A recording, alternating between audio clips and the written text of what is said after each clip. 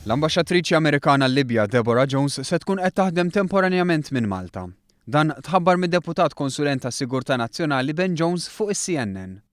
Din id-deċiżjoni ttieħdet wara li fl-aħħar jiem l-Istati Uniti evakwat l-ambaxxata tagħha fi Tripli. Bis-sitwazzjoni fil-Libja tkompli tmur allar matul il-jum ta' tnejn kienu wkoll qatt ta' ħaddiema tal-ambaxxata Filippina fi Tripli li bdew ir-relokazzjoni lejn it-Tuniżija. Minkejja dan qatt ta' uffiċjali fih dan l-ambaxxata baqgħu fi Tripli biex jiżguraw li l-ħaddiema Filippini fil-Libja ikunu rimpatrijati.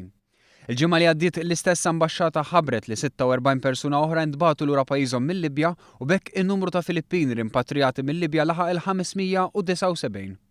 L-ambaxxata Filippina fi Tripli qed ħeġġeġ liċ-ċittadini Filippini fil-Libja biex jagħtu isimhom għall-evakwazzjoni sakemm din għadha possibbli.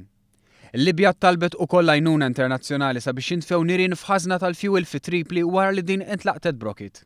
Din hija l-ikbar faċilità tat-tip tagħha fi Tripli u l-Gvern Libjan sostna li dan l-inċident jista' jirriżulta f'diżastru umanitarju u ambjentali.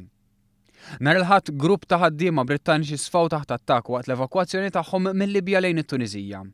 Fost dawn kien hemm qatt ta' diplomatiċi li jaħdmu fl-ambaxxata fi Tripli. Il-konvoj li kien qed jieħu lil dawn lejn it-Tuniżija safa taħt attakk imma rnexxielu jaħrab. Jidher li n-nies kollha f'dan l-inċident jinsabu siguri.